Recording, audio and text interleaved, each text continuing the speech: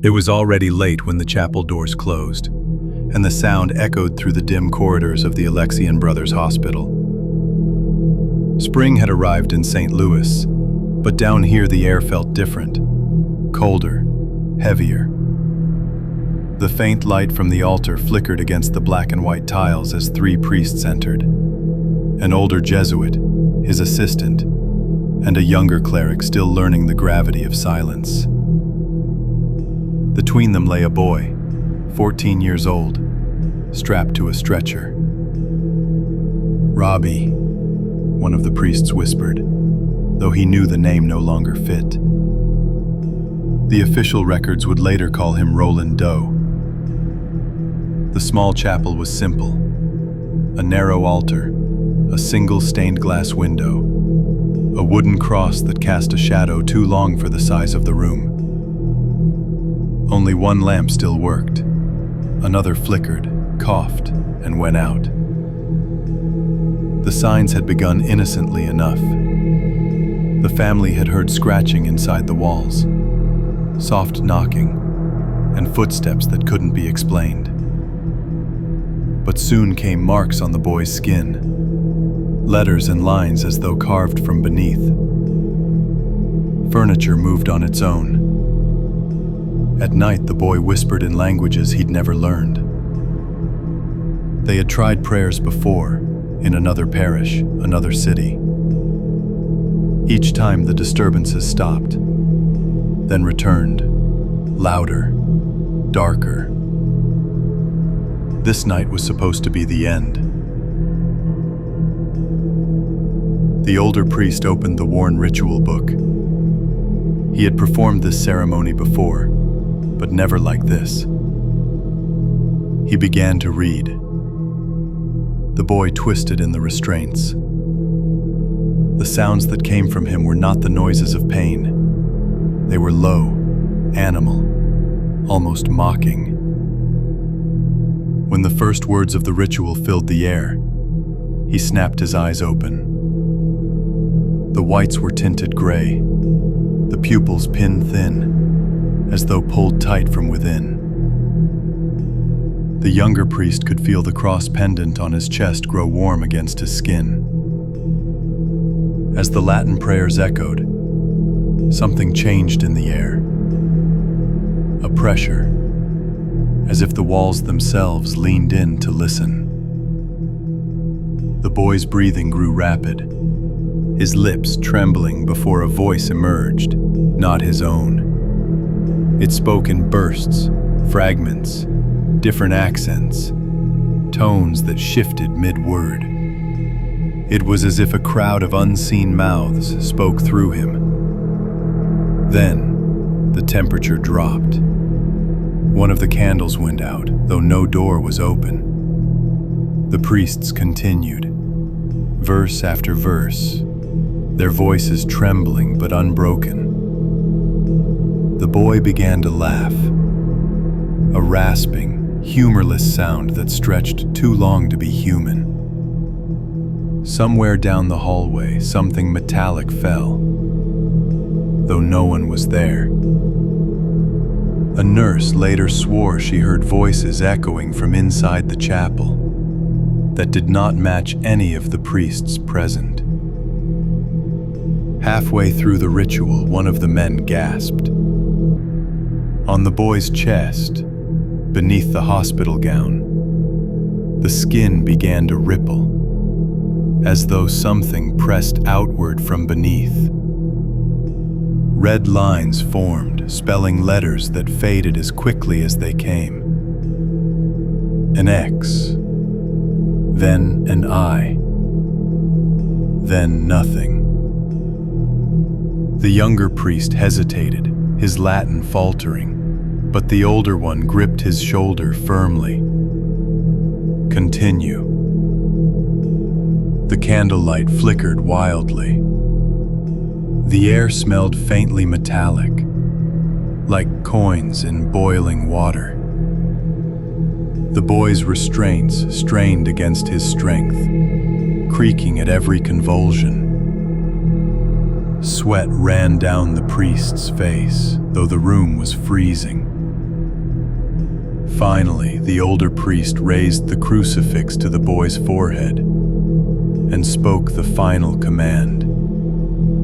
Not a prayer, but a decree. One that shook the walls and echoed far longer than the voice that spoke it. The boy screamed. Not a cry of fear. A high, piercing shriek that dissolved into something almost ultrasonic. The lamp burst with a sharp pop, plunging the chapel into shadow. When the emergency light flickered back on, the boy had fallen limp.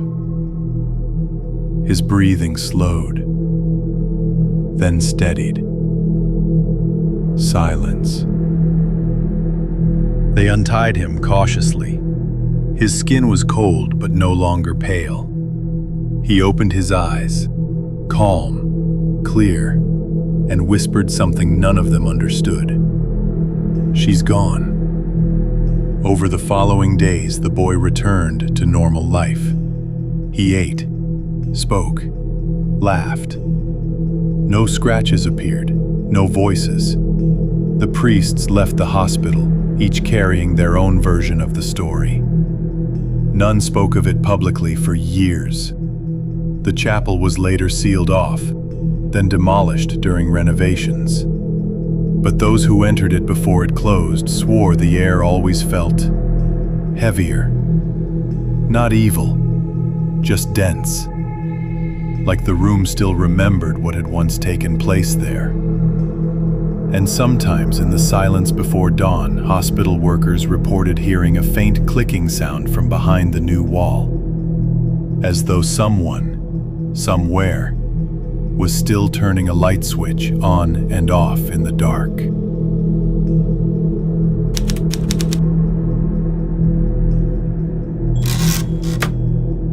The bell of the convent church in Loudun rang hoarse that morning. Mist clung to the stone courtyard, and the air tasted of iron. Inside, the Ursuline nuns whispered prayers, their words trembling between faith and fear. For months now, something unholy had made its home within the walls. It began quietly. A cough during Mass. A murmur in the dormitory that no one could trace. Then, the fits began. Nuns who spoke in tongues they'd never learned. Bodies contorted, backs arched in impossible angles. Voices that shifted tone mid-sentence. Male one moment, childlike the next. The town had sent priests, physicians, judges, and they all returned with the same unease. Something was happening here that reason could not dissolve. The accusations soon found their target.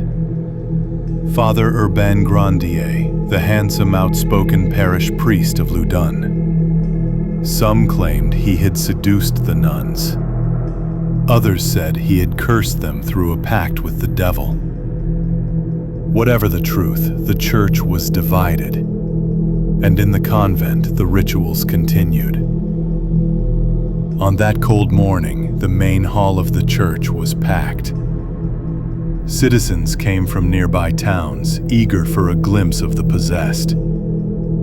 The priest conducting the exorcism knew the faces in the crowd.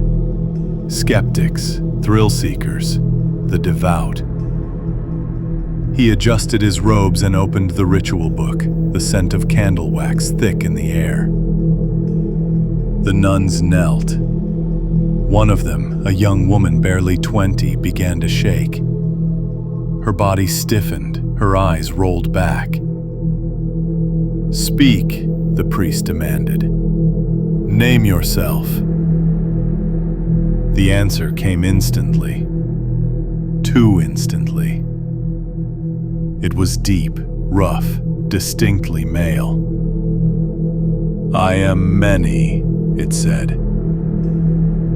Then came laughter, not hers. It echoed from her throat but belonged to something else. something ancient and cruel.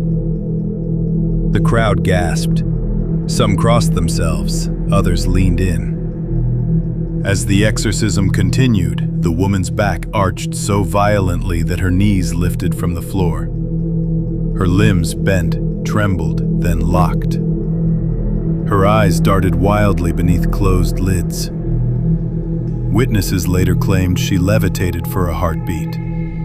Others swore her voice multiplied, a chorus rising from one body. Whether hysteria or horror, no one could tell. The priest pressed the cross to her forehead. Her skin hissed against the metal. "Depart," he shouted, "for this is not your home."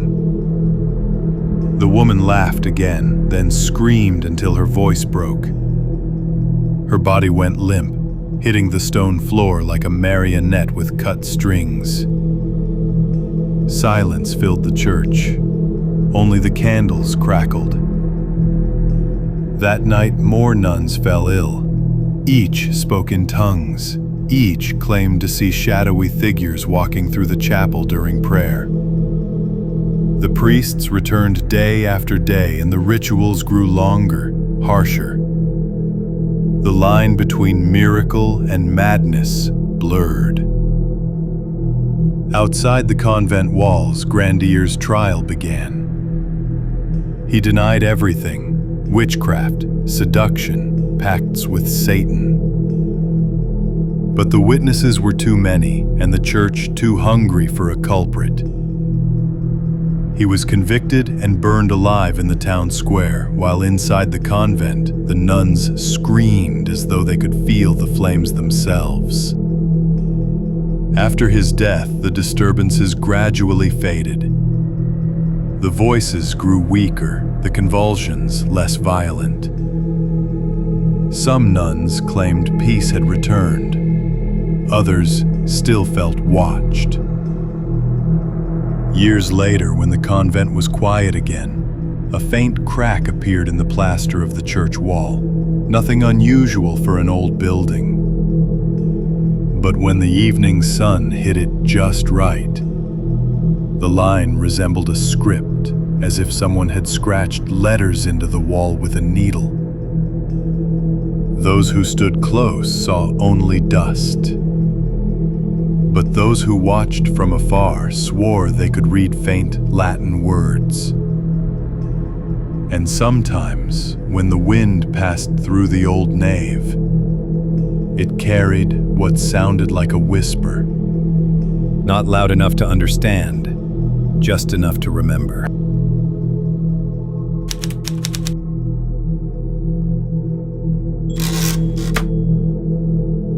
The monastery of Tanacu sits quietly among green hills, white walls, a wooden bell tower, and fields stretching as far as the eye can see.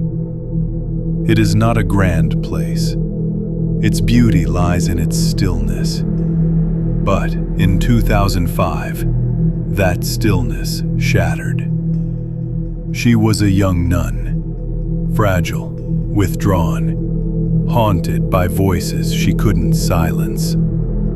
She had come to Tanacu seeking peace. What she found was confusion, exhaustion, and an unseen weight pressing on her mind. The others noticed. She would stare into space for hours, whispering to herself, crying without reason. Sometimes, she refused to enter the chapel. Sometimes, she screamed at the icons. Father Daniel, the monastery's priest, believed she was possessed. Others thought she was simply ill. But in that remote place, medicine felt far away. Faith was the only remedy they knew. The rituals began quietly. Prayers, blessings, confessions. But her condition worsened. She attacked the sisters, cursed during liturgy, bit her own hands until they bled.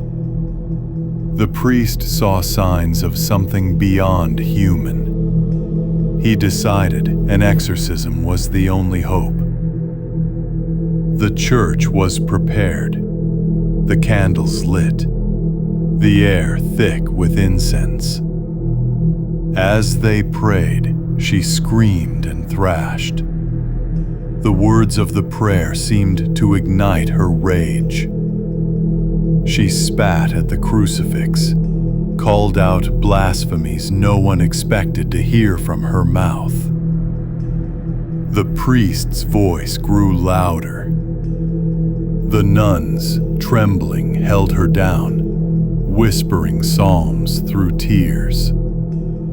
Then, and this is where the story turns, someone suggested restraint. Rope, a board. To protect her from herself, they said. When investigators arrived later, they would find the details too horrifying to print in full. The young woman had been tied to a wooden cross, her arms spread, her mouth gagged to prevent biting. She remained there for hours, praying, pleading, then quiet. By morning, she was dead. The news spread across Romania like wildfire. The church called it murder. The priest called it faith. The media called it madness. The monastery was shut down. The priest was imprisoned. The sisters dispersed, haunted by what they had done. The small church remains. It has been cleansed, reconsecrated, and reopened. But locals say it has never felt right since. The air inside is still, but heavy. Visitors claim that certain spots feel colder than others. The floor beneath the altar, the space near the back wall. And if you listen carefully, sometimes the wood seems to creak without reason. Villagers who pass by at dusk say they often hear the church door rattle, though no one is inside. The wind, they insist, always the wind. Years later, one of the surviving nuns returned. She lit a single candle and sat in silence. The flame trembled, steadying only when she whispered a prayer. She stayed until the candle burned down to waxen wick. When she left, she paused by the door, her hand resting on the wood. It felt smooth, too smooth, as if the years had worn away everything rough. On her way down the hill, she heard a faint sound behind her, the click of a single nail falling onto stone. She did not turn around.